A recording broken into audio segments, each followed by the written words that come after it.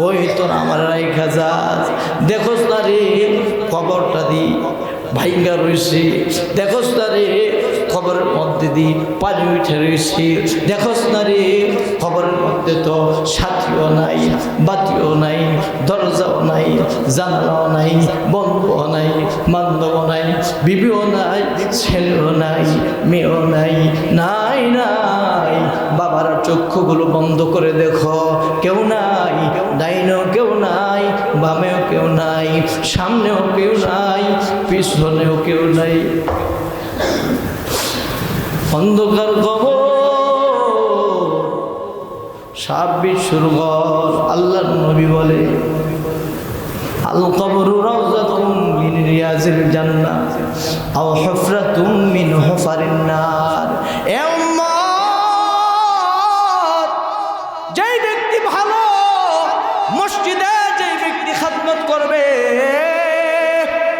আলেম ওলামাদেরকে যারা ভালোবাসবে, কোরআনে যারা খেদমত করবে, মাদ্রাসারে যারা ভালোবাসবে, দিনের যারা খেদমত করবে, নামাজ কালাম যারা পড়বে, ইসলাম নিয়ে যারা চলবে, আল্লাহর নবী বলে ঈমান নিয়ে যারা কবরে যাবে, আল কবরু রাউযাতুম মিন রিয়াজিল জান্নাহ আও হুফরাতুম মিন হুফারিন নার।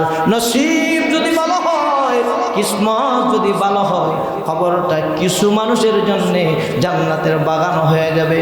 বাইরা আমার হেরে নওজোয়ান যুবক, একটা মশায় কামড় দিলে সহ্য হয় না। আল্লাহ না করুক তোমার আমার আমল যদি খারাপ হয়, ঈমান যদি দুর্বল হয়, কবরে শোয়াইতে দেরি, কবরটা জাহান্নামের গর্ত হইতে দেরি না। কোন জমিনে মাটি আমার হবে গোরস্থান, কোন জমিনে মাটি আমার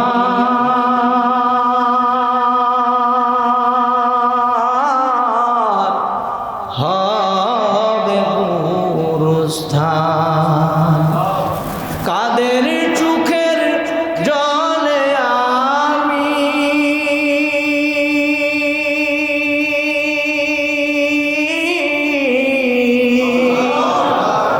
কাদের চোখের জলে আমি পাব পরিত্রাণ,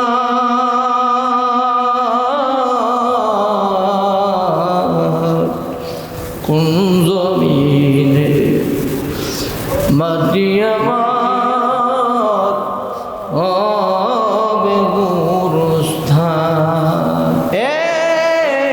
বদ্দার বাজারের এলাকার বাবারা, আমি 4 ভাই, আমার ঘরের ভিতরে আমি মায়ের পাগল ছোট ছেলে, মায়ের আঁচলে আঁচলে থাকতাম।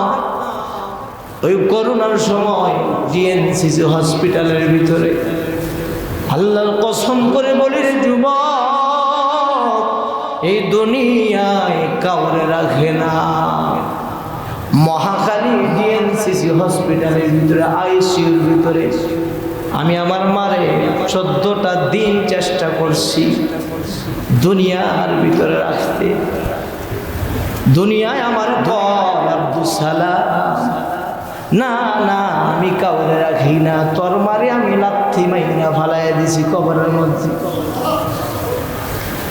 কবরের পাশে যখন মনে হয় মাগরিবের নামাজ পড়ে গাড়িটা টান দিয়া মায়ের কবরের পাশে দাঁড়ায় দাঁড়ায় হিসাব করি, মা গো মা, আমি আব্দুল সালাম আগে তো উপযুক্ত ছিলাম না গো মা খরচপাতি দেওয়ার জন্য, এখন আমি আব্দুল সালাম, 2-1টা মানুষ পালার ক্ষমতা আল্লাহ আমারে দিছে গো মা।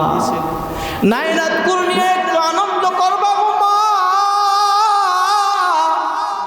ঘরের ভিতরে একটা মানুষ থাকারও দরকার আছে গো মা। বাংলার বিভিন্ন জায়গায় আমি সফর করি গো মা। ও মা,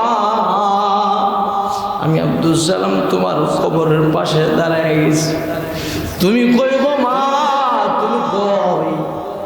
আমি তো এখন কবর করলেও তোমার চেহারা পাইব না, গোশত পাইব না, হাত পাইব না, পা পাইব না। মাগো মা, আজকে 4 বছর হয়ে গেছে, মাটি তোমারে রেজা রেজা করে দিছে।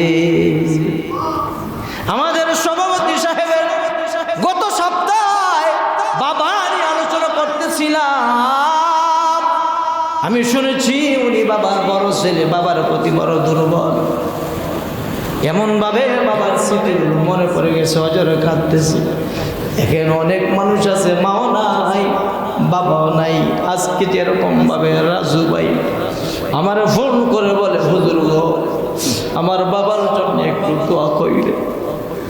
এখানে অনেক বাবা আছো, কোটি কোটি টাকার মালিক, জুমার পরে কত আইটেম তোমার সামনে আসবে, বাবার মুখে একটু ভালো খাবার দেওয়া সম্ভব না। এটাই দুনিয়া, এটাই দুনিয়া। দুনিয়া কাউরে রাখে না বাজার, কাউরে রাখে না, কাউরে রাখে না। আমারও রাখবে না, তোমারও রাখবে না। এই জন্যে এমন কিছু করে যাওয়া, তুমি মরে যাবে, সকলে তোমার জন্য কাঁদবে। কথা বলেন ঠিক কিনা? এমন জীবন করো হে গঠন, মরিলে হাসিবে তুমি, কাঁদিবে বুভ। সামনে ভালো বলার দরকার নাই, পিছনে যেন মানুষ ভালো বলে এমন কাজ করার দরকার। কথা বলেন বাজান ঠিক কিনা? কোন ভাই আছেন? আলহামদুলিল্লাহ আমাদের কমিটিরা বড় ভালো। আপনাদের